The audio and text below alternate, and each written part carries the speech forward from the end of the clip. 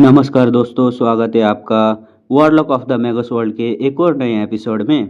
पिछले वीडियो में हमारे साथी रैमसी लेलिन को पता चला कि फिरासोर्स स्टोन कोई मामूली पत्थर नहीं बल्कि मैगस वर्ल्ड के मॉर्निंग स्टार मैगस का सबसे बड़ा सपना यानी सोल फोर्स बढ़ाने का जैकपॉट है। लेकिन अभी लेलिन की खुशी को सेलिब्रेट कर ही रहा था वो, इंस्ट्रक्टर सीकर ने उसे अपने ऑफिस में बुला लिया। आज के चैप्टर 556 ऑर्डर गिवन में हम देखेंगे कि कैसे यूनियन के हेड ने पूरे स्टेट में एक मैसिव क्लीन अप ऑपरेशन शुरू कर दिया और कैसे हमारे लेलिन के सामने एक ऐसी डायमेनिक बनने वाली है जिसे सोचकर ही उसे हंसी आ रही है। तो चलिए शुरू करते हैं आज का मज़ेदार एपिसोड। ऑफिस में पहुंचते ही इंस्ट्रक्टर स्कीकर लेनिन के हाथ में एक टॉप सीक्रेट फाइल थमाता है। स्कीकर गुस्से में कहता है, यूनियन हेड ने पर्सनली ऑर्डर साइन किया है। हम पूरे स्टेट से ट्री सर्पेंट सेक्ट और मोबियस ऑर्गेनाइजेशन का नामो निशान मिटा देंगे। मैं इस पूरे ईस्टर्न रीजन का इंचार्ज हूँ। सीकर लेलिन को बताता है कि उसकी स्क्वाड को ट्री सर्पेंट सेक्ट के स्ट्रॉन्ग होल्ड पर अटैक करना है, जबकि स्कीकर खुद लोके को लेकर मोबियस ऑर्गेनाइजेशन का सफाया करेगा। लेलिन को एकदम समझ जाता है कि स्कीकर का यूनियन हेड से बहुत गहरा कनेक्शन है, तभी तो उसे इतना बड़ा ऑपरेशन मिला है।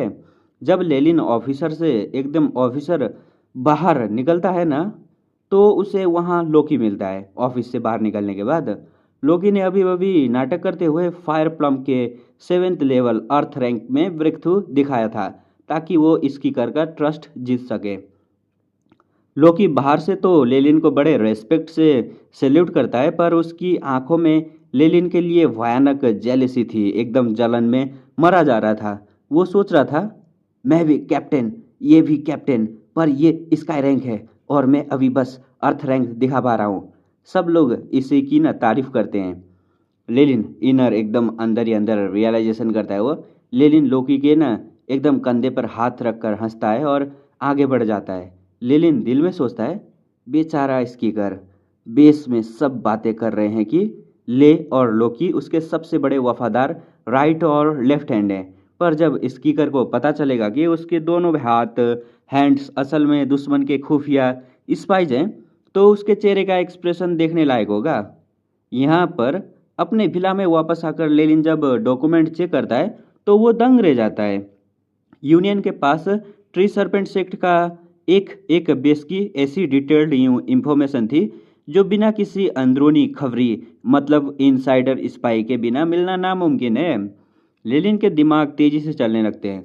वो सोचता है, ट्री सर्पेंट सेक्ट को लोग भले ही मेरे मेगस वर्ल्ड के ओरोबरोस क्लैन हो, पर अभी उन्हें बचाने के चक्कर में मैं अपनी आइडेंटिटी रिस्क नहीं कर सकता। अगर ये छोटे बेसिस तबाह होते हैं तो होने दो, इन्हें मरकर मुझे यूनियन में और बड़ा रैंक मिलेगा, जिससे मैं और ज़्यादा फिरासोरस स्टोन लूट पाऊंगा।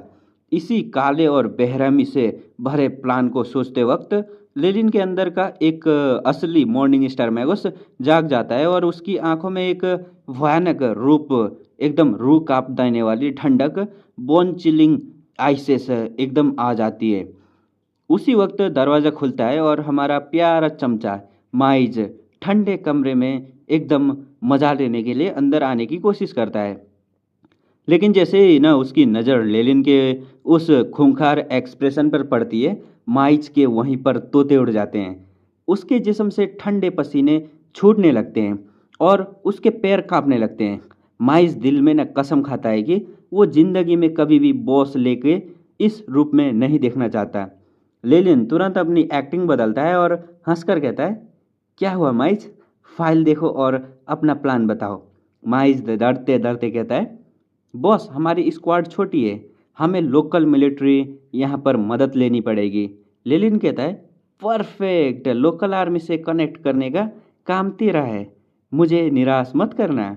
माइज तुरंत सल्यूट मार के वहाँ से ऐसे भागता है जैसे पीछे भूत लगा हो उसके पीछे। लेलिन के ऑर्डर देते ही उसकी स्क्वाड ग्राउंड में रेडी हो जाती है। भले ही इस स्क्वाड में सिर्फ 10 से 12 लोग थे, पर सबके सब लेवल 5 से ऊपर के एक्सपर्ट थे, जिसमें 3 अर्थ रैंक के योद्धा भी शामिल थे। लेलिन ने अपनी ताकत से दबाकर अपना गुलाम बना रखा था। यहाँ पर लेलिन इस लावा वर्ल्ड के एक्सपर्ट को अपने मैगस वर्ल्ड के स्टैंडर्ड से कंपेयर करता है, जिसे देखकर आपको समझ आएगा कि लेलिन इन सबको कीड़ा मकोड़ा क्यों समझता है। लावा वर्ल्ड रैंक ऐसा है कि ना, फायर प्लम्प लेवल यहाँ पर ना इक्विवेलेंसी मैगस वर्ल्ड इक्विवेलेंट, मतलब लेलिन थ्रेट लेवल असाइनमेंट करता है। अर्थ रैंक वाले लेवल 6 से 7, मतलब रैंक 1 या रैंक 2 मैगोस एकदम कीड़े मकोड़े लेलिन के फूक में ही इन सबको कार एकदम साफ कर सकता है। और अर्थ रैंक के बाद आया sky rank. Sky rank level 8 से 9, और ये होते हैं रैंक 3 के मैगोस, थोड़ा ठीक ठाक पर लेलिन के सामने बच्चे हैं ये भी। और स्काई रैंक के बाद आता है स्टार रैंक, जो लेवल 10 कहा जाता है। ये लगभग मॉर्निंग स्टार के बाउंड्री या रैंक 4 मॉर्निंग स्टार होते हैं। लेलिन के लेवल के लोग पूरे डिस्ट्रिक्ट के मिलिट्री कमांडर इसी रैंक पर हैं। Radiant moon Magos beyond star rank union head डूरूट, वो लेवल एकदम रैंक 5 का है। Rank 5 radiant moon Magos real threat है। यूनियन का हेड डूरूट इसी लेवल पर है, जो पूरी दुनिया का हिला के एकदम रख सकता है। लेलिन को पता चलता है कि उनके टॉप मिलिट्री कमांडर सब इस एकदम स्टार रैंक हैं, और जो यूनियन का मेन हेड है डूरूट, वो एक रैंक 5 रेडियंट मून मैगोस की ताकत रखता है। लेलिन के चेहरे पर एक सातिर एकदम मुस्कान आती है। वो यहाँ पर समझ जाता है कि असली ताकत एकदम टक्कर तो अब शुरू होने वाला है। लेलिन जो है ना, वो मनी मन रैंक 5 रेडियन मून रियलम के एक्सपर्ट से लड़ने की एकदम अंदर चाह रखता है, पर वो पागल नहीं है। उसे पता है कि जब तक वो खुद रैंक 5 वॉरलॉक नहीं बन जाता, तब तक उसे बड़े पंगों से दूर रहना है। लेलिन अपनी स्क्वाड के सामने खड़ा होकर उन्हें हाइप करता है। दोस्तों, यूनियन हेड ने पर्सनली हमें इस खत में एकदम खात्मे का ऑर्डर दिया है। ईस्टर्न रीजन में ट्री सर्पेंट सेक्ट के 15 बेसेस हैं, और हम उन्हें जड़ से उखाड़ फेंकेंगे। स्क्वाड के सारे लोग खुशी से झूम उठते हैं, क्योंकि उन्हें लगता है कि इस मिशन से उन्हें बड़े रैंक से नोबिलिटी पॉइंट्स और हाई लेवल टेक्निक्स मिलेंगे। लेलिन अपनी इलाइट टीम को लेकर सीधे एक एकदम भयानक उबलते हुए डेजर्ट रेगिस्तान में पहुंचता है, जहां गर्मी की वजह से आसमान भी एकदम धुंधला दिख रहा था। वहां उन्हें कोऑर्डिनेट करने के लिए लोकल आर्मी के जनरल गिल्फान मिलते हैं। गिल्फान एक बहुत पुराने एम्बरिंग एक्सपर्ट हैं, जिनके लाल पंख तक झड़ रहे हैं, पर वो एक स्काई रैंक इलाइट है। लेलिन अपनी ताकत दिखाकर उनका रेस्पेक्ट एकदम जीत लेता है। जनरल गिल्फाक पूरी जगह को घेर लेते हैं, ताकि एक कीड़ा भी बाहर ना भाग पाए। लेलिन डेजर्ट के बीचों बीच एक भयानक फायर रेड लावा लेक उबलती हुई लावा की झील के पास पहुंचता है। इंटेल के मुताबिक ट्री सर्पेंट सेक्ट के मेन बेस इसी लावा के ठीक नीचे छुपा हुआ है। नॉर्मल लोग तो यहाँ मतलब देख भी नहीं सकते, पर हमारे लेलिन के पास क्या है भाई, सोल फोर्स। लेलिन अपनी पावरफुल सोल फोर्स को लावा के पार नीचे भेजता है, और जो कुछ उसकी एआई चिप स्कैन करती है, उसे देखकर लेलिन के होश उड़ जाते हैं। द शॉकिंग डिस्कवरी, लावा के नीचे चल रहे थे ब्लड लाइन मॉडिफिकेशन एक्सपेरिमेंट, खून बदलने का प्रयोग। वहाँ एम्बरविंग को पकड़कर उनके अंदर अजीबोगरीब ब्लड लाइंस डाली जा रही थी। और सबसे बड़ी बात, इस लैब के काम करने का तरीका, सर्जिकल प्रोसेस और एक्सपेरिमेंट के सेटअप बिल्कुल मैगस वर्ल्ड के औरोबोरोस क्लैन जैसा था। लेलिन तुरंत अपना सोल फायर क्रिस्टल निकालकर चेक करता है कि क्या उसके बड़े ड्यूक्स ऑफ औरोबोरोस क्लैन यहाँ हैं, लेकिन क्रिस्टल में कोई रिएक्शन नहीं होता। इसका मतलब एक्सपेरिमेंट तो उन्हीं के हैं, पर दोनों बड़े वॉरलॉक्स ड्यूक्स यहाँ पर नहीं हैं। अब जब लैब मिल गई थी, तो लेलिन बिना किसी देरी के हमले का ऑर्डर देता है, और वो खुद अपनी फायर प्लम टेक्निक को रिलीज करता है। आसमान में एक भयानक एकदम कान फाड़ देने वाली आवाज़ गूंजती है, और लेलिन के पीछे एक जाइंट फैंथम फिनिक्स प्रकट होता है, जो पूरे तरीके से प्योर गोल्डन फ्लेम से बनता है। यहाँ पर ऐसा लग रहा है ना, जैसे सदियों पुराना असली फिनिक्स जिंदा हो गया हो। और दोस्तों, लेलिन ने चुपके से एआई चिप की मदद से फायर प्लम को लेवल 9 को एकदम पीक रैंक 3 पीक मैगोस तक मास्टर कर लिया है। वो बस लेवल 10 के ना मैनुअल का इंतजार कर रहा है, ताकि वो मॉर्निंग स्टार लेवल पर पहुंच सके। लेलिन एक जोरदार झटका मारता है, और पूरी लावा के लेक का पानी हवा में उड़ जाता है, और नीचे का खुफिया बेस बिल्कुल नंगा एक्सपोज्ड हो जाता है।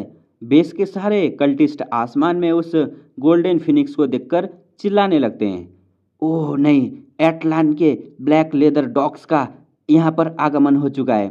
यहाँ पर मतलब स्पेशल टास्क फोर्स के लोग काले लेदर के कपड़े पहने हुए यहाँ पर आ गए हैं, इसलिए उन्हें सब इस नाम से बुलाते हैं।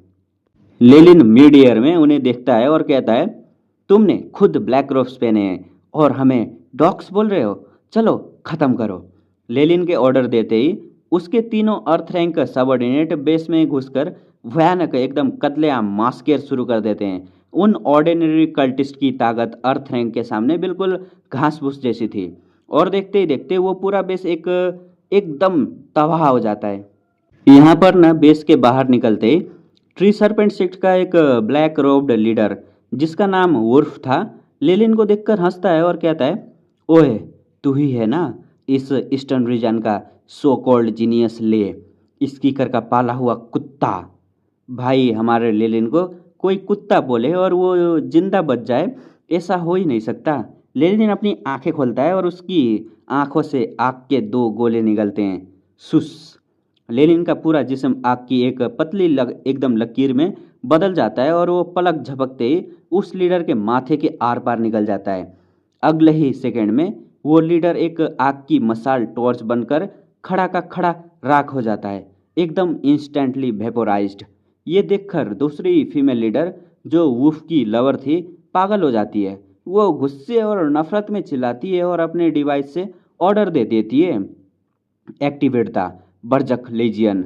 एकदम बेस के स्टील डोर खुलते हैं और वहाँ से एक ऐसा एम्बरविंग बाहर आता है जिसकी बॉडी पर अजीब रूइंस बने थे और उनकी आंखें खून जैसी लाल थी। ये लोग बिल्कुल जानवर बन चुके थे, पर ट्विस्ट ये था कि दोस्तों कि ये म्यूटेंट इतने पागल थे कि उन्होंने अपनी ही कल्टिस्ट को पकड़ पकड़ कर मारना और उनका खून बहाना शुरू कर दिया। लेलिन ये देखकर ना अपना सर पीट लेता है कि ये औरत रिवेंज के चक्कर में अपने ही लोगों का खात्मा करवा रही है। म्यूटेंट आर्मी को देखकर लेलिन का चमचा माइज एकदम यहाँ पर ना डर जाता है, वो भी तो ये तो कावड़ी है एक तरीके से, और वो यहाँ पर बोलने लगता है, बॉस ये तो हमारे ही क्लान्समैन अपने लोग हैं, मैं इन पर हमला कैसे करूं? लेलिन बिल्कुल ठंडे दिमाग से कहता है, पीछे हट जाओ, इनका खून इन्फेक्शन हो सकता है तुम्हें, इन्हें मैं संभालता हूँ। तभी लेलिन हवा में उड़ता है और उसके पीछे के गोल्डन फिनिक्स एक असली ब्लेजिंग बर्ड में बदल जाता है। माइज ये देखकर शॉक हो जाता है और उसके दिमाग का शॉर्ट सर्किट हो जाता है, क्योंकि लेलिन जो मूव चला रहा था ना वो था undead waves the royal legend. Lava world की किताबों में लिखा है कि ये टेक्निक सिर्फ वही चला सकते हैं जो स्काई रैंक के ऊपर हों और जिनका ब्लड लाइन प्योर हो। एम्बेरिंग रॉयल फैमिली, एकदम शाही खानदान, ये उनके पास ही होता है ये। और माइज एकदम सोचने लगता है कि क्या हमारे बॉस ले असल में कोई छुपे हुए राजकुमार हैं। बूम के साथ लेलिन का वो जाइंट आग का परिंदा एक मेटोरिक डिजास्टर की तरह जमीन पर गिरता है। पूरा बेस और वो म्यूटेंट लीजियन पलकों में एकदम झपकते ही राख का ढेर बंदर एकदम बदल जाते हैं। जब आग शांत होती है तो माइज रोता हुआ एकदम डांटता है यहाँ पर, बॉस वो हमारे अपने लोग थे। लेलिन पीछे मुड़ता है, उसकी आंखें बिल्कुल बर्फ जैसी ठंडी थी और वो एक ऐसी लाइन बोलता है जो आपको हार्डकोर कॉरपोरेट बॉस की याद दिला देगा, बैटलफील्ड पर सिर्फ दुश्मन होते हैं, मुझे तुमसे ये उम्मीद नहीं थी माइज। लेकिन तभी उनका ओल्ड जनरल गिल्फाक आता है और माइज को समझाता है कि अगर लेलिन इन इन्फेक्टेड म्यूटेंट को यहाँ ख़त्म नहीं करता तो आसपास के शहरों में एक भयानक प्लेग बीमारी फैल जाती। लेलिन ने असल में सबको बचाया है यहाँ पर। इस इंसिडेंट के बाद हमारा माइज 2 दिन तक तो सदमे में रहा, पर उसके बाद वो एकदम मैच्योर हो गया।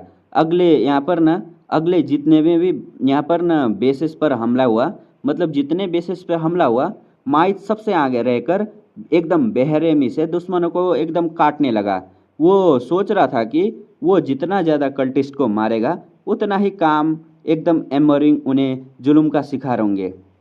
और यहाँ पर लेलिन उसे देखकर हंसता है और सोचता है कि आह यूथ, जवानी भी क्या चीज़ है। भाई साहब, लेलिन की असली उम्र अब 200 साल से ऊपर हो चुकी है, तो उसके लिए माइज एक छोटा बच्चा ही था। देखते ही देखते उन्होंने ईस्टर्न रीजन के सारे बेसेस को तबाह कर दिया। तभी एक फीमेल ऑफिसर जो है एकदम यहाँ पर आती है। कैप्टन ले, लॉर्ड स्कीकर का इमरजेंसी कॉल है।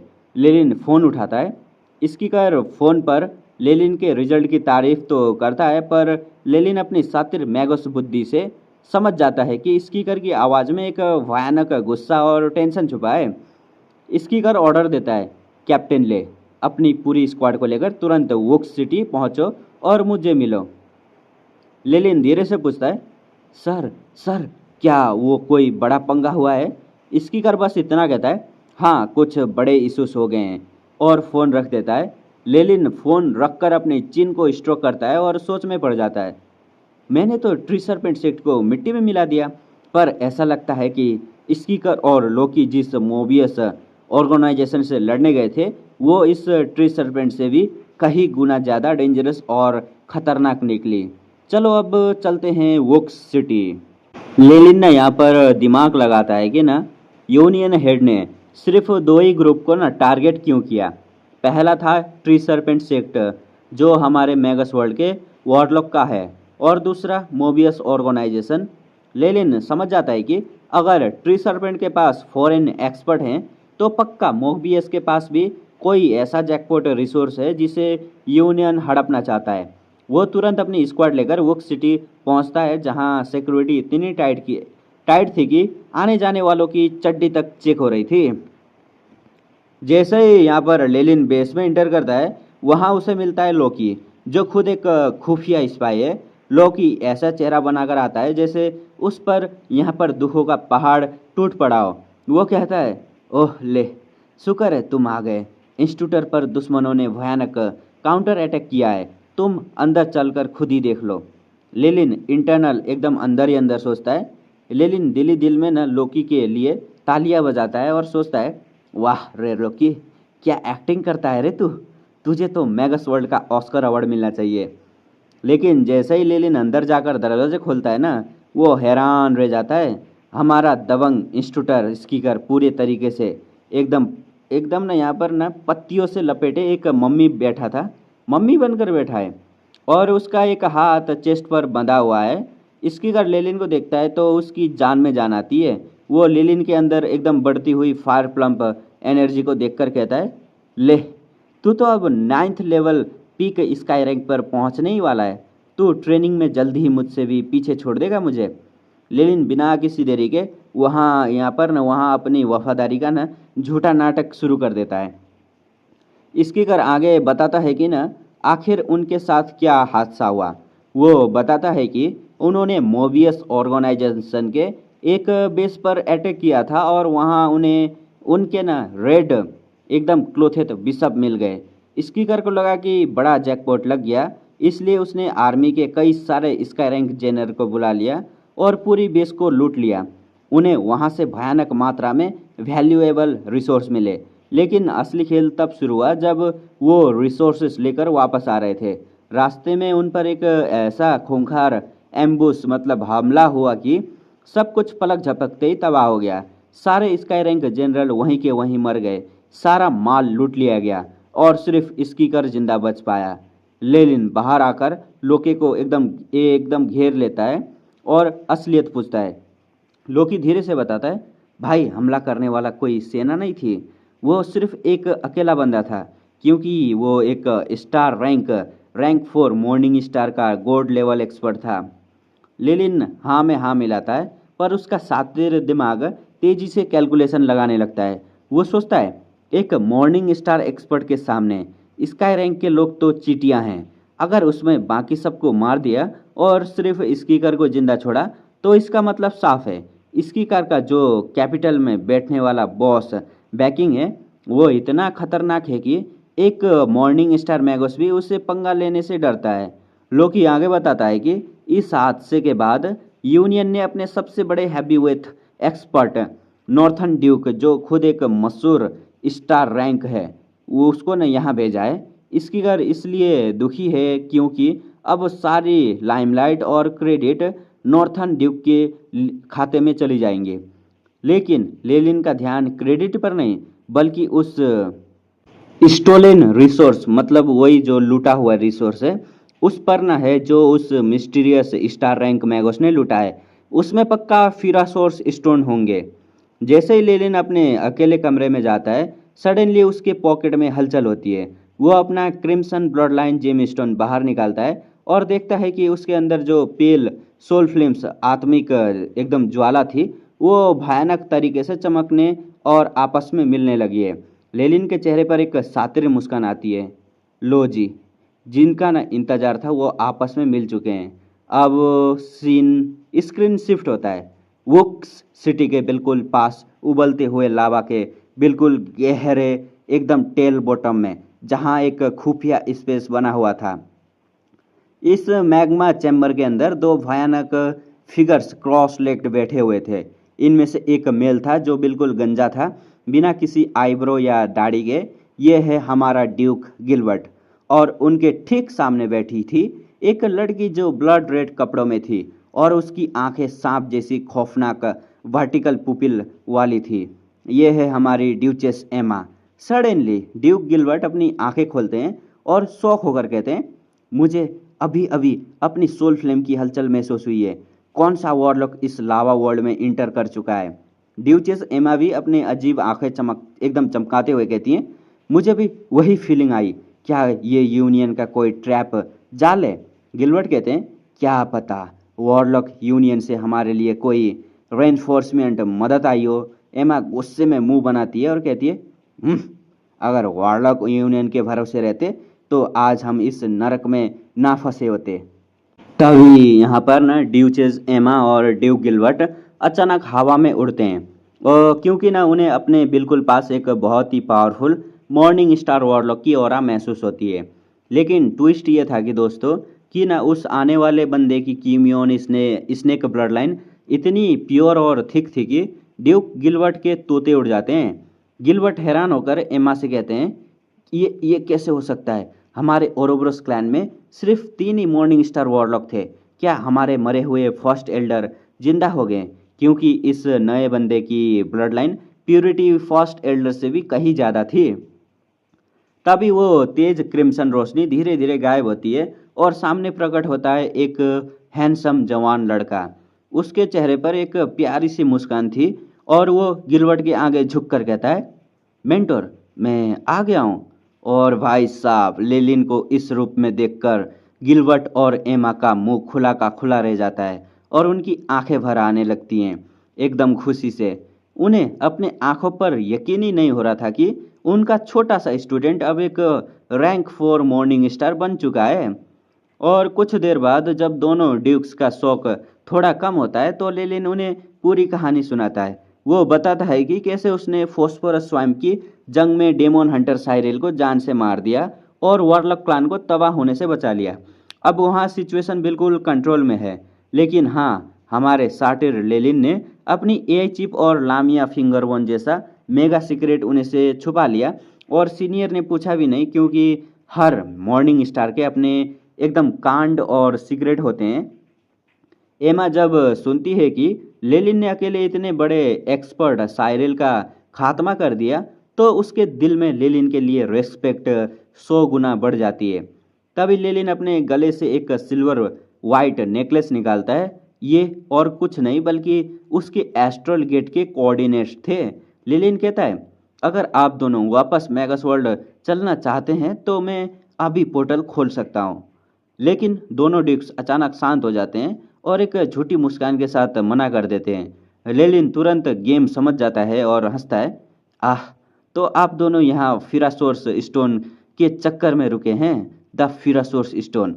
लेलिन एकदम न खुलकर बोलता है कि ये ऐसे स्टोन हैं जो एक मैगोस की सोल फोर्स और उसके पॉइंट मास आत्मिक शक्ति को डायरेक्ट बूस्ट करते हैं। इस जैकपॉट के लिए तो कोई भी मॉर्निंग स्टार अपना ईमान बेचने को तैयार हो जाए।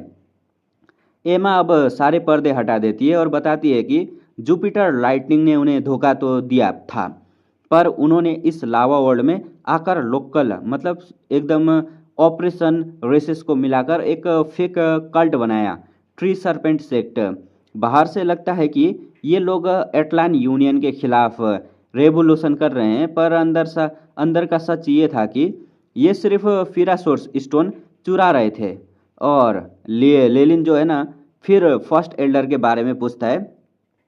गिलबर्ट बहुत ही भारी आवाज में बताता है कि इस लावा वर्ल्ड का जो सबसे बड़ा किंग है, यानी यूनियन हेड, वो एकदम 13 लेवल ऑफ फायर प्लम पर है, जो हमारे मैगस वर्ल्ड के peak radiant moon Magas rank 5 के बराबर है। उसने और जुपिटर लाइटनिंग के मैगस ने मिलकर उन पर अटैक किया था और बाकी दोनों को एकदम बचाते हुए फर्स्ट एल्डर मारे गए। अब आता है इस चैप्टर का सबसे फनी हार्डकोर पार्ट। लेलिन थोड़ा शर्माते हुए कहता है कि मेरा एक छोटा सा कन्फेशन है। मैं एटलान यूनियन के स्पेशल टास्क फोर्स में अंडर कवर हूँ और उनका भरोसा जीतने के लिए मैंने ट्री सर्पेंट सेक्ट को 2-3 बड़े बेसेस का एकदम जिंदा जला दिया और मैं माफ़ी चाहता हूँ। गिलबर्ट हवा में ना हाथ हिलाते हुए हंसता है और कहता है कि अरे कोई बात नहीं बेटा, वो तो सिर्फ बाहर की छोटी मोटी ब्रांचेस थीं। ऐसे कल्ट्स तो हम रोज़ 2 नए खड़े कर देंगे। अगर ज़रूरत पड़े तो पूरा ट्री सर्पेंट सेक्ट ही एकदम सरकार एकदम उड़ा दो, कोई परवाह नहीं, मुझे घंटा फर्क नहीं पड़ता। लेकिन असली झटका तो एमा देती है। वो हंसती है और बताती है कि असल में हम दोनों ने भी यूनियन में बड़ी बड़ी पोस्ट और टाइटल के ले रखे हैं, और तुम्हें जिन बेसिस पर हमला किया ना, उनका खुफिया इंटेल हमने खुद ही जानबूझकर सरकार को लीक किया था, ताकि हमारा अंडरकवर रोल पक्का रहे। और भाई साहब, लिलिन दिल में ना अपना सर पकड़ लेता है। वो सोचता है कि मैं तो सोचता था मैं बड़ा साथी हूँ, पर मेरे ये सीनियर्स तो मुझसे भी बड़े हार्डकोर स्कैमर निकले। अपने ही कल्टिस्ट को एकदम यहाँ पर कुत्ता बनाना उन बेचारे फॉलोअर के लिए लिलिन को थोड़ा तरस आता है, जो इनके भरोसे देश बदलने निकले थे। लेलिन उनसे एकदम ना यहाँ पर पूछा कि आगे का प्लान क्या है और फिरासोर्स स्टोन कहाँ मिलेंगे। गिलबर्ट बताता है कि सारे स्टोन का सोर्स सिर्फ एक ही जगह है, एटलान यूनियन के कैपिटल सिटी में, और वहाँ का ना जो हेड है उसका नाम है टाइलेस। पीक रेडिएंट मून सारा माल उसी के पास रहता है। अब एक रैंक 5 एक्सपर्ट से डायरेक्ट पंगा लेना तो खुदकुशी होगी, इसलिए एमा बताती है कि उन्होंने एक मस्त प्लान बनाया है। और यहाँ पर ना ठीक 2 महीने बाद एम्बरिंग विंग का सबसे बड़ा फेस्टिवल आने वाला है, होली सोलार डे। उस दिन यूनियन हेड भाषण देने और दावत उड़ाने में बिजी रहेगा, और वही सबसे बेस्ट मौका होगा उसके महान एकदम महल में घुसकर छोटी चोरी करने के लिए। लेलिन अपनी चिन पर हाथ रखता है और इस मेगा हाइस्ट प्लान से शामिल हो जाता है उनके साथ। 3 मॉर्निंग स्टार वॉरलॉक अब मिलकर पूरे एटलान यूनियन के वाट लगाने वाले हैं। यहाँ पर ना एमा और गिलबर्ट लेलिन को बताते हैं कि कैपिटल के महल में घुसने का सबसे बड़ा मौका खुद लेलिन के पास है। लेलिन हैरान होकर पूछता है, ऐसा क्यों? तब ड्यूक गिलबर्ट एक ऐसा सच उगलते हैं जिसे सुनकर लेलिन के पास भी कोई शब्द नहीं बचते। गिलबर्ट कहता है, बेटा लेलिन, तुम्हारा जो बदकिस्मत इंस्ट्रूटर स्कीकर है ना, वो एक्चुअली ना एटलान यूनियन के हेड, जो कि एक रेडिएंट 5 रेडिएंट मून एक्सपर्ट है, उसका इलिजिमेंट चाइल्ड मतलब नाजायज बेटा है। और भाई साहब, लेलिन को अब समझ आता है कि स्कीकर के पास इतनी सॉलिड बैकिंग और वीआईपी कनेक्शन क्यों थे। गिलबर्ट आगे बताता है कि हम दोनों ने भी स्पेशल टास्क फोर्स में घुसने की कोशिश की थी, पर वहाँ का ब्लड लाइन स्कैनिंग सिस्टम इतना स्ट्रिक्ट है कि हम सिर्फ 7th लेवल तक ही एकदम नकल कर पाए, जो किसी काम का नहीं था। पर तुम तो जीनियस निकले, तुम्हारी एम्बरिंग ऑरा बिल्कुल प्योर है, और तुम्हें फायर प्लम टेक्निक को डायरेक्ट 9th लेवल तक पहुंचा दिया। तुम्हें तो महल में वीआईपी एंट्री मिलेगी। लेलिन दिल में तो खुश होता है और सोचता है कि चलो अब स्पीकर की उंगली पकड़कर सीधे हेड के पर्सनल बेडरूम तक का रास्ता साफ है। और लेलिन जो है ना, एकदम सडनली लोकी को याद आता है उसको, वही लोकी जो एकदम दुख का झूठा नाटक कर रहा था। वो ड्यूक से पूछता है, क्या लोकी आपका स्पाई है? एमा और गिलबर्ट साफ मना कर देते हैं। लेलिन बताता है कि मुझे शक है वो किसी और रेस का बंदा है जो रूप बदल कर बैठा है। ड्यूक यहाँ पर गिलबर्ट अपना एकदम ना चमकता हुआ गंजा सर खुजलाते हुए बोलता है, अगर ऐसा है तो वो पक्का मोबियस ऑर्गेनाइजेशन का बंदा है, और ये मोबियस ऑर्गेनाइजेशन और कोई नहीं बल्कि हमारे दुश्मन जुपिटर लाइटनिंग के बॉस जेगना रैंक 5 में मैगस के मतलब ने ना खुफिया तरीके से यहाँ खड़ी की है। लेलिन को फाइनली उस रैंक 5 मैगस का नाम पता चलता है, जेगना, जो एकदम न पीठ पीछे से सारी चालें चल रहा था। गिलबर्ट बड़े ही गुस्से में कहता है, अगर वो लोकी ज़्यादा उछल रहा है तो उसका गेम बजा दो, अगर तुमसे नहीं होता तो हम यहाँ पर हमें बता दो, हम उसका खात्मा कर देंगे। वॉरलॉक का सिंपल रूल है भाई, जो रास्ते में आए उसे सीधा ऊपर पहुंचा दो, टिकट एकदम रेडी है। लेलिन कहता है कि लोकी अभी जिंदा रखते हैं उसको ताकि दुश्मन को शक ना हो, लेकिन वो उस मॉर्निंग स्टार मैगस के बारे में पूछता है जिसने स्कीकर की स्क्वाड को धोखा एकदम धोया था और सारा माल लूटा था। एमा हंसती है और कहती है कि हमने उसका पीछा करके उसे ठिकाना ढूंढ लिया था। वो जुपिटर लाइटनिंग का एक एक्सपर्ट है जिसका नाम है कॉलिंस। हम दोनों अकेले उसे नहीं मार सकते थे, पर अब तुम हमारे साथ हो, माल बिल्कुल बराबर बटेगा। लेलिन के चेहरे पर एक सातिर मुस्कान आती है, क्योंकि कॉलिंस वही बंदा था जिसे लेलिन ने अपनी प्रमोशन सेरेमनी में पहले भी एकदम ना सीधा किया था भाई। अगले ही मतलब सीन में हम देखते हैं कि एक भयानक जंग, एकदम धरती फट चुकी थी, आकाश कांप रहा था और स्पेस में सिल्वर स्टॉर्म चल रहे थे। हवा में तीन बड़े खौफनाक कीमियन जाइंट सर्पेंट लेलिन, गिलबर्ट और एमा ने कॉलिंस का चारों तरफ से घेर रखा था। कॉलिंस पूरी एकदम तरह से खून से लथपथ था और जख्मी था। कॉलिंस डर के मारे चिल्लाता है, लॉर्ड जेगना, तुम लोगों को नहीं छोड़ेंगे। एमा एकदम यहाँ पर बोलती है, जेगना, उसे तो हम बाद में निपटा देंगे, पहले फर्स्ट एल्डर का बदला यहाँ पूरा होगा। कॉलिंस एकदम समझ जाता है कि तीन मॉर्निंग स्टार वॉरलॉक के सामने उसकी मौत पक्की है। वो एकदम गिड़गिड़ाते हुए एक डील ऑफर करता है, ठीक है, मैं सारे फेरासोर्स स्टोन तुम्हें दे दूंगा, पर तुम लोगों को एस्टर प्लान की कसम खानी होगी कि तुम मुझे जान से नहीं मारोगे या कैद नहीं करोगे। लेकिन हमारा लेलिन तो बिल्कुल एकदम स्टोन कोल्ड है। वो एकदम कड़क आवाज़ में कहता है, बेटा, बार्गेनिंग का ऑप्शन ही नहीं है तेरे पास, चुपचाप मरने के लिए तैयार हो जा। अपनी मौत को बिल्कुल सामने देखकर कॉलिंस पागल हो जाता है। वो अपना आखिरी ट्रम्प कार्ड निकालता है, एक पुराना लेदर स्क्रोल जिसके ऊपर एक ब्लैक मून रुइन चमक रहा था। एमा चिल्लाती है, खतरा, ये रैंक 5 का मैजिक स्क्रोल है। कॉलिंस उस स्क्रोल को एक्टिवेट कर देता है और चारों तरफ भयानक ब्लैक लाइटनिंग का ब्लास्ट होता है। तीनों वॉरलॉक बिना किसी देरी के अपने कीमियन सरपेंट ट्रांसफॉर्मेशन का पूरा ताकत से यूज करते हैं। ब्लास्ट इतना तगड़ा था कि ना उसकी एनर्जी वेव सैकड़ों किलोमीटर दूर तक महसूस होती है। जब धुआं हटता है तो हम देखते हैं कि कॉलिंस ब्लास्ट की वजह से हवा में उड़ता हुआ दूर जा रहा है। उसके पूरे शरीर में होल्स हो चुके हैं और वो एकदम काला खून उल्टी कर रहा है। लेकिन भागते भागते वो समझ जाता है कि अगर वॉरलॉक को रोकना है तो लालच देना होगा। वो हवा में अपने सारे फिरासोर्स स्टोन और अपनी पूरी लाइफ की लिमिट कलेक्शन को चारों तरफ फेंक देता है और चिल्लाता है, सारे स्टोन यही है, अब मेरा पीछा छोड़ दो। और वो एक रोशनी की तरह गायब हो जाता है। तीनों वॉरलॉक कोलिन का पीछा छोड़कर पहले उन चमकते हुए फिरासोर्स स्टोन को जमा करते हैं। लूट का माल हाथ में आते ही लेलिन का मूड एकदम फ्रेश हो जाता है। गिलबर्ट कहता है कि एक्टिंग असली लगने के लिए वो थोड़ी देर और कोलिन का पीछा करेंगे। एमा लेलिन से कहती है, अपना ख्याल रखना। लेलिन, मैं नहीं चाहती कि फ्रिया इतनी कम उम्र में विधवा हो जाए। लेलिन थोड़ा इमोशनल होकर हाँ कहता है और वापस ले द एम्बरिंग बनकर वो वुक सिटी में लौट आता है। जैसे ही वो बेस में इंटर करता है ना, उसका सबॉर्डिनेट माइज, वो कुत्ता दौड़ता दौड़ता एकदम हड्डी फेंका था ना, तो आ जाता है एकदम घबराते हुए, पूछता है, बॉस, अभी अभी जो भयानक एनर्जी वेव्स आई थी वो क्या था? लेलिन बिल्कुल कूल बनकर अपनी चिन पर हाथ रखता है और कहता है कि कुछ नहीं रे माइस, लगता है बाहर दो स्टार रैंक 4 एक्सपर्ट आपस में कुत्तों की तरह लड़ रहे थे। चिल करो और अपना काम करो। अपने बेचारे माइस को ना लगता है कि ना स्टार रैंक एक्सपर्ट ही इस दुनिया के सबसे बड़े भगवान हैं। उस बेचारे को नहीं पता कि इसके ऊपर भी एक रियलम होता है। तभी लेलिन और लोकी हमारे बैंडेज एकदम बंधे हुए लीडर स्कीकर के कैबिन में इंटर करते हैं।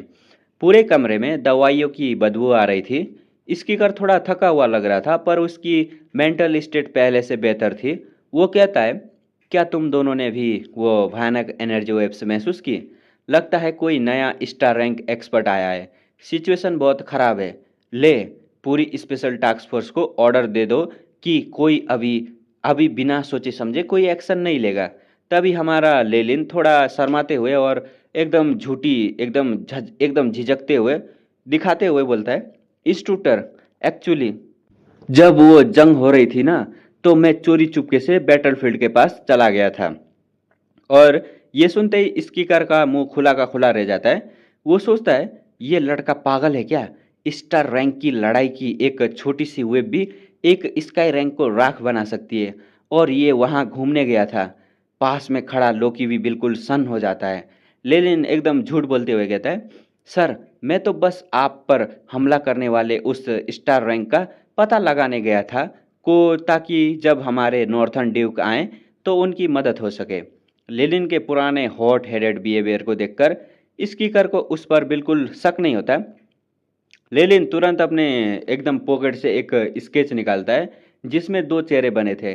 पहला चेहरा तो ऐसा ही फेक था, पर दूसरा चेहरा देखते ही स्कीकर की आंखें गुस्से से लाल हो जाती हैं और वो चिल्लाता है, ये वही है, इसी ने मुझ पर हमला किया था। वो कोलिन्स का स्केच था भाई। और स्कीकर पूरी ताकत से लेनिन का हाथ पकड़ लेता है और पूछता है कि वो किस तरफ भागा। लेनिन जैसे ही एक डायरेक्शन की तरफ इशारा करता है, तभी पास खड़े लोकी के हाथ से एकदम सारे डॉक्यूमेंट नीचे गिर जाते हैं और उसके चेहरे पर ऐसे हवाइयाँ दौड़ती हैं कि वो कांपने लगता है। लेनिन दिल ही दिल में हंसता है।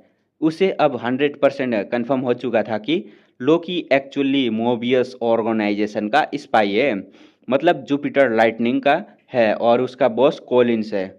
यहाँ पर ना लेनिन ने कॉलिंस को मरते वक्त उसके शरीर पर एआई चिप से एक ऐसा सीक्रेट ट्रैकिंग इम्प्रिंट लगा दिया था जिसे कोई पकड़ नहीं सकता है। और यहाँ पर मारते वक्त हाँ, वो मरा नहीं है एक्चुअली, पर वो खुद को ना एक्सपोज नहीं करना चाहता था। वो एकदम सरकार का उसे एकदम यूज करके कोलिंस का खात्मा करवाना चाहता था। लेकिन स्पीकर थोड़ी देर बाद निराश होकर बैठ जाता है और कहता है, नहीं, चाहे वो जख्मी ही क्यों ना हो, एक स्टार रैंक एक्सपर्ट को पकड़ना हमारे बस की बात नहीं है। स्पीकर हार मान रहा था और लोग अंदर ही अंदर चैन की सांस ले रहा था। लेकिन तभी बाहर से ना एक भारी और दमदार आवाज आती है, कोई हार नहीं मानेगा। इसकी कर, मैं तुम्हारा बदला लूंगा। कमरे का दरवाजा खुलता है और अंदर आता है कमांडर। लेलिन उसकी ऑरा को स्कैन करता है और उसके दिमाग में घंटी बजती है, 10th level of fire plump. ये और कोई नहीं बल्कि स्पेशल कमिश्नर रैंक, मतलब स्टार रैंक का एक्सपर्ट नॉर्थन ड्यूक मार्टिन है इसका नाम। तभी एक ऐसा सीन होता है जिसे देखकर लिलिन और लोकी के होश उड़ जाते हैं। हमारा हार्डकोर मम्मी रैप इंस्ट्रक्टर इसकी कर रो देने वाले चेहरे के साथ कहता है, thank you so much uncle Martin. और भाई साहब, जिस कड़क इंस्ट्रक्टर से सब डरते थे, वो यहाँ बिल्कुल एक बच्चे की तरह रो रहा था। इसकी कर एक्साइटमेंट में बोल पड़ता है, मैंने फादर यूनियन हेड से सुना था कि अंकल मार्टिन स्टार रैंक में भी सबसे बेस्ट हैं। इस बात से लिलिन को कंफर्म हो जाता है कि गिलबर्ट और एमा का इंटेल बिल्कुल सही था। इसकी कर सच में यूनियन हेड का नाजायज बेटा है। ड्यूक मार्टिन आगे बढ़ता है और लिलिन के कंधे पर एक स्टील जैसा भारी हाथ रखकर थपथपाता है। तुम ले हो ना, बहुत बहादुर लड़के हो। जब भी थंडर रोल लीजियन में आओ, मुझसे ज़रूरत मिलना। चल, अब मुझे उस बैटलफील्ड पर लेके चल। लिलिन अंदर ही अंदर एक गहरी सांस लेता है। वो खुश था कि उसने अपनी असली रैंक फॉर मॉर्निंग स्टार और सोल एनर्जी को पूरी तरह छिपाकर सिर्फ 9th लेवल फायर प्लम को बाहर रखा था, जिससे एक स्टार रैंक एमोरिंग का जो नाइट है वो भी नहीं पकड़ पाया। अब लेलिन का कॉन्फिडेंस एटलान कैपिटल टैलिसिस में घुसने के लिए डबल हो चुका था। और इसके कुछ ही दिनों बाद पूरे एटलान यूनियन में एक ऐसी खबर फैलती है जिससे सभी रेबल्स ग्रुप के तोते उड़ जाते हैं। खबर ये थी कि नॉर्थन ड्यूक मार्टिन ने मोबियस ऑर्गेनाइजेशन के सबसे बड़े पेट्रियाज यानी कोलिंस को ढूंढकर जान से मार दिया। कोलिंस तो गया और इसका सबसे बड़ा फायदा हमारे लेलिन को मिला। कोलिंस की मौत के बाद मोबियस ऑर्गेनाइजेशन बिल्कुल कमजोर हो गई। लेलिन ने अपनी स्क्वाड को लेकर उसके बचे कुछ सारे बेसिस पर एकदम बेरहमी से तबाह कर दिया। इस सॉलिड परफॉर्मेंस और पहले दिए गए इंटेल की वजह से स्पीकर का भरोसा लेलिन पर अब आंख बंद करके हो गया था। लेलिन अब उसका सबसे खास और ट्रस्टेड राइट हैंड बन चुका था। दूसरी तरफ बेचारा लोकी अब बिल्कुल चुपचाप और उदास रहने लगा था, क्योंकि उसके साथियों और उसके बॉस का गेम बच चुका था। स्पीकर उसे काफ़ी एकदम न चिढ़ने लगा था, पर लेलिन मज़े ले रहा था और चुप था। एक महीना बिल्कुल चुटकियों में निकल जाता है और अब वो टाइम आ गया है जिसका सबको इंतज़ार था। एम्बरविंग का सबसे बड़ा और शानदार festival, the Holi solar festival, बस आ ही गया था। अब सीन शिफ्ट होता है वुक्स सिटी के बाहर से, जहां मिलिट्री गाड़ियां का एक बड़ा काफिला कैपिटल की तरफ बढ़ रहा है। लेलिन पीछे मुड़कर सिटी को देखता है और उसके चेहरे पर एक सातिर मुस्कान होती है, क्योंकि उसके मास्टर प्लान की वजह से मोबियस ऑर्गेनाइजेशन और ट्री सर्पेंट सेक्ट दोनों को बहुत बड़ा झटका लगा था और इसका सारा क्रेडिट इसकी करके टीम को मिला था। अब वो लोग कैपिटल जा रहे थे अपना इनाम लेने। गाड़ी के अंदर इंस्ट्रक्टर स्पीकर को अब पूरी तरह ठीक हो चुका था। वो ड्यूक मार्टिन को एकदम ख्यालों में खोया हुआ देखकर पूछता है, अंकल मार्टिन, आप क्या सोच रहे हो? मार्टिन एक थकी हुई मुस्कान के साथ कहता है, कुछ नहीं बेटा, बस लगता है बुढ़ापे ने मेरा दिमाग एकदम चलाना बंद कर दिया है। वो जो दुश्मन कोलिन था वो किसी और दुनिया का था और मुझे ऐसा लगता है कि अगर वो जख्मी ना होता तो शायद मैं भी उसे नहीं मार पाता। पर मुझे सबसे बड़ा ज़्यादा डर उस नए बंदे से लग रहा है जिसे कोलिंस को जख्मी किया था। मैंने बहुत ढूंढा पर उस मिस्टीरियस एक्सपर्ट का कोई क्लू नहीं मिला। मार्टिन को अपनी स्टार रैंक इंस्टीट्यूशन अनुभव से लग रहा था कि आने वाले होली सोलार फेस्टिवल पर कुछ बहुत बड़ा और बुरा होने वाला है। लेकिन बाहर से लेलिन उन्हें देखकर दिल ही दिल में हंसता है और सोचता है, 10th level of fire plump. मेरा तो दिल कर रहा है कि उस मार्टिन को पकड़कर अपना लैब गेन्युआ पिक बना लूं और इस पर रिसर्च शुरू करूं। लेकिन बड़े फायदे के लिए लेलिन खुद को न रोकता है। वो आराम से मार्टिन के पास रहता है ताकि उसकी एआई चिप मार्टिन की एनर्जी वेव्स और फोर्स फील्ड का सारा डाटा कॉपी कर सके, जिससे लेलिन की अपनी 10th लेवल फायर प्लम्प की सिमुलेशन बहुत तेज हो जाती है। यहाँ पर फाइनली हमारे सामने आता है एटलान यूनियन का दिल, टैलियस सिटी। क्योंकि होली सोलार फेस्टिवल बिल्कुल पास था, तो यहाँ पर न पूरी सिटी को दुल्हन की तरह सजाया गया था और हर तरफ यहाँ पर न बहुत सारा न माहौल काफ़ी न बड़ा था। ये सिटी कोई आम शहर नहीं था, बल्कि बड़े बड़े क्लिफ्स और पहाड़ों पर बना था, जिसे देखकर लगता था कि ये आकाश में तैरता हुआ कोई बाउंडलेस सिटी, स्काई सिटी है। शहर में एंटर होते ही मार्टिन अलग हो जाता है। वो इसकी करके हमारे और लेलिन और लोकी को लेकर सीधे लीडर की रेजिडेंट यानी उनके महल की तरफ बढ़ता है। मतलब स्पीकर इन दोनों को लेकर उनके रेजिडेंट की तरफ बढ़ रहा है। ये महल पूरा का पूरा वाइट जेड सफ़ेद कीमती पत्थर से बना था और देखने में बेहद मैजेस्टिक था। लोकी तो महल को देखकर ही एक्साइटमेंट में कांपने लगता है, क्योंकि वो जुपिटर लाइटनिंग का स्पाई था और उसका मेन टारगेट यही महल था। लेकिन जैसे ही लेलिन उस महल को देखता है, उसकी आंखें गंभीर हो जाती हैं। महल के चारों तरफ बहुत ही खतरनाक स्कैनिंग और प्रोटेक्टिव स्पेल चल रहे थे। तभी लेलिन के सामने पूरी दुनिया जैसे ब्लैक एंड वाइट हो जाती है और महल की एनर्जी लाइंस एकदम बदलने लगती हैं। महल के अंदर एक बहुत ही भयानक खौलती हुई फायर एलिमेंट शक्ति बाहर आती है और आकाश में एक जाइंट फायर फिनिक्स आग का परिंदा बनकर चिल्लाती है। वो फिनिक्स ने बिल्कुल जिंदा लग रही थी और उसने अपनी तेज आंखों से सीधे लेलिन की तरफ देखा। लेलिन तुरंत समझ जाता है और अपनी सारी मॉर्निंग स्टार ऑरा और सोल फोर्स को अपने पॉइंट मास के अंदर दफन कर देता है। एक भयानक हीट वेव लेलिन के पास से गुजरता है और लेलिन कुछ सेकंड के लिए सन्न हो जाता है। स्कीकर जब उसे देखता है तो पूछता है, क्या हुआ लेलिन झूठ बोल देता है, कुछ नहीं सर, मैं तो बस हमारे महान लीडर के एकदम महल को देखकर खोया गया था। और यहाँ पर महल के अंदर चलते हुए स्कीकर उन्हें बताता है कि मैं एक्चुअली यूनियन हेड का बेटा हूँ। लोकी तो ऐसा नाटक करता है जैसे उसने ये एकदम सुन के ना शौक हो गया हो, और लेलिन भी ना एकदम शौक होने की अच्छी एक्टिंग कर लेता है। हालांकि दोनों को ये बात पहले से ही पता थी। स्कीकर उन्हें महल के अंदर एक ड्यूटी रूम में ले जाता है जहां लिखा था मिलिट्री ऑफिस। ये यूनियन हेड की पर्सनल आर्मी का बेस था। लेलिन जैसे ही वहां एंटर करता है उसका दिमाग फिर गुम हो जाता है। वहां खड़े हर एक सोल्जर की power 8th level of fire plum से ऊपर थी, यानी सबके सब हाई स्काई रैंक एक्सपर्ट। और अंदर से 3-4 ऐसे पावरफुल ऑराज आ रही थी जो सीधे स्टार रैंक एक्सपर्ट की थी।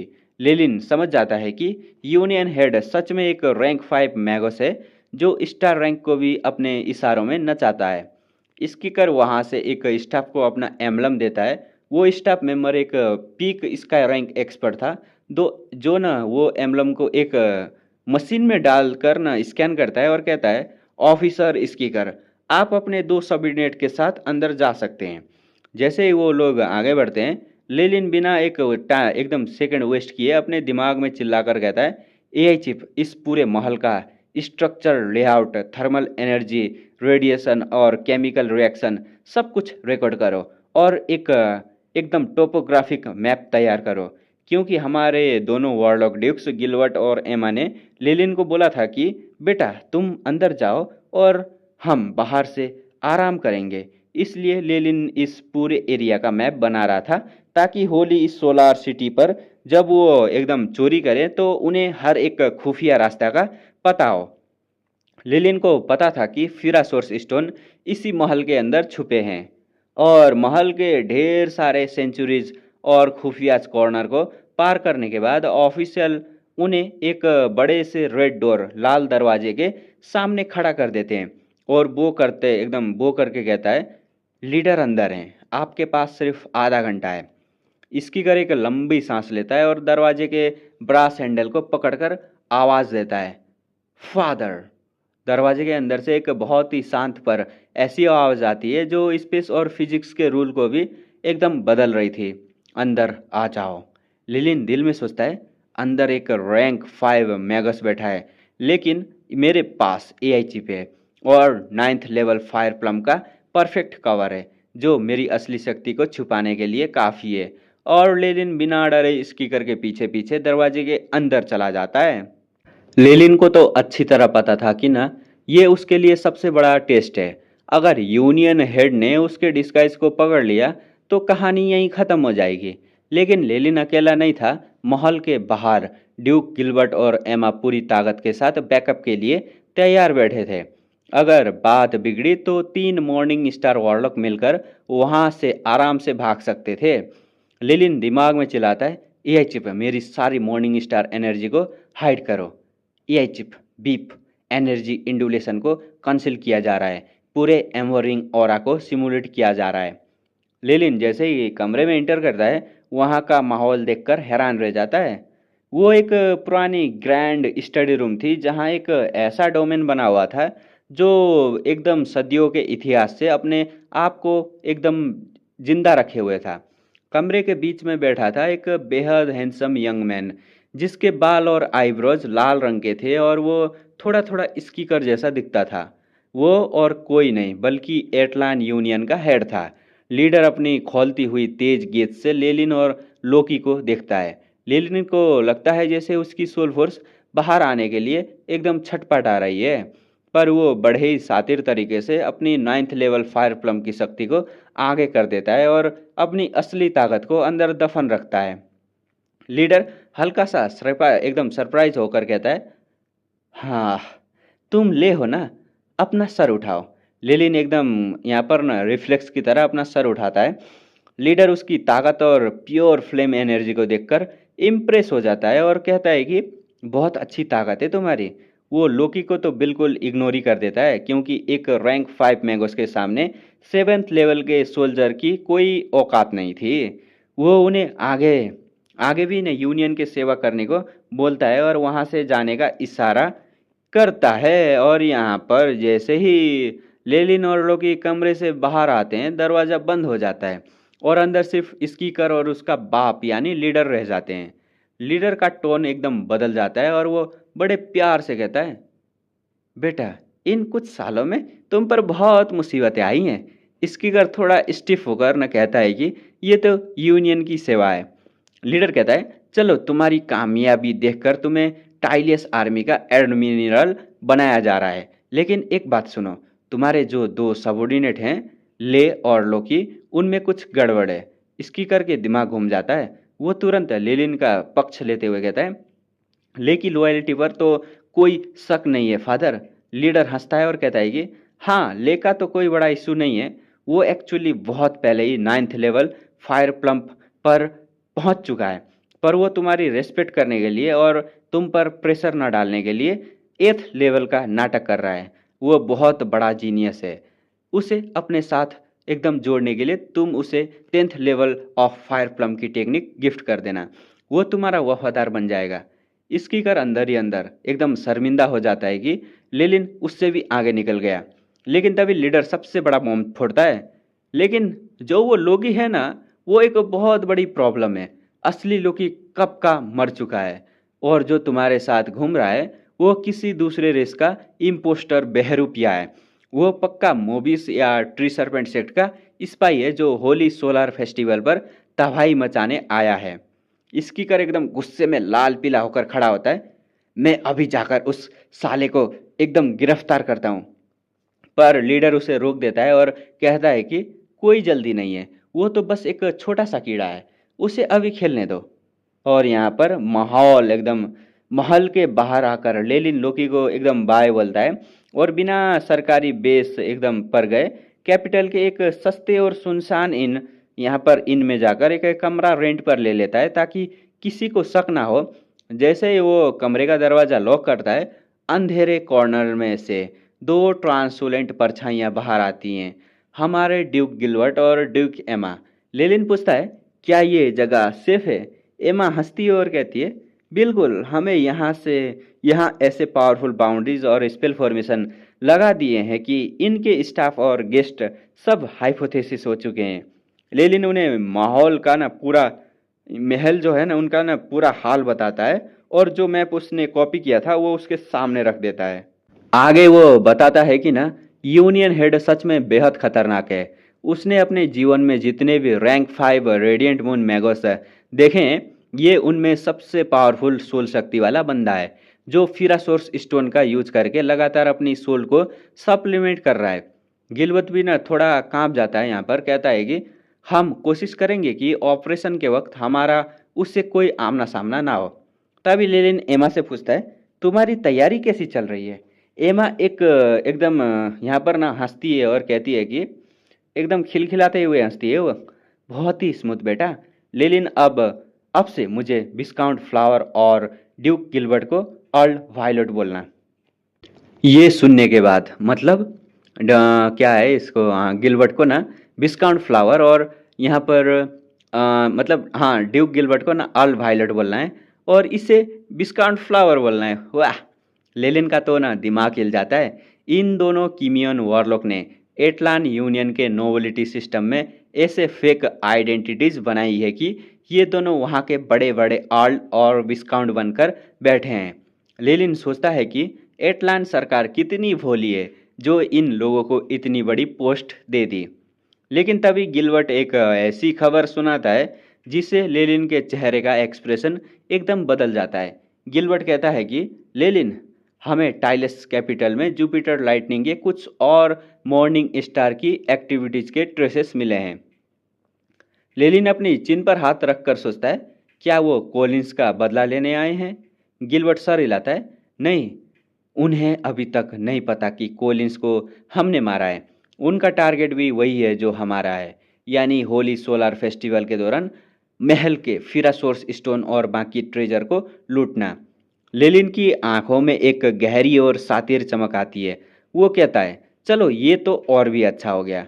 अगर वो भी यहाँ चोरी करने आए हैं तो हमारा काम और आसान हो जाएगा। वो हमारे लिए एक परफेक्ट शील्ड और डिस्ट्रैक्शन का काम करेंगे। एक तरफ यूनियन हेड जो सब जानता है, दूसरी तरफ मोबियस का स्पाई लोकी, तीसरी तरफ जुपिटर लाइटनिंग के बाकी मॉर्निंग स्टार, और इन सब के बीच में हमारा सुपर स्मार्ट एमसी लेलिन को सब सबका उसे ना यहाँ पर यूज करके अपना फायदा निकालने वाला है। जहाँ ना लेलिन अपने बड़े बड़े वॉरलॉक ड्यूक से मिलकर बाहर निकल रहा है, वो बाहर आते ही वहाँ के मैनेजर और नौकर को ना एक खुफिया स्पेल छोड़ता है, जिससे वो सब लेलिन का चेहरा और उसकी मौजूदगी को पूरी तरह भूल जाते हैं। ये मेमोरी वाइप करने की टेक्निक हमारे लेलिन ने स्पिरिट सर्कल के वॉरलॉक पॉल से सीखी थी। इसके बाद जैसे ही लेलिन इस स्पेशल टास्क फोर्स के स्टेशन पर पहुंचता है, वहाँ जो इंस्ट्रक्टर स्कीगर चुपके से उसका इंतजार कर रहा था। स्कीगर लेलिन से काफ़ी लंबी बात करता है और जाते जाते टेबल पर एक ऐसी चीज़ रख जाता है जिसे देखकर लेलिन की खुशी का ठिकाना नहीं रहता। टेबल पर रखी थी एक फियरी रेड आग जैसी लाल कवर वाली बुक जिसमें लिखी थी 10th level of fire plum की खुफिया टेक्निक। लेलिन का रिएक्शन देखो। जिस 10th लेवल टेक्निक के लिए लेलिन इतने दिनों से पापड़ बेल रहा था, वो खुद चलकर उसके पास आ गई।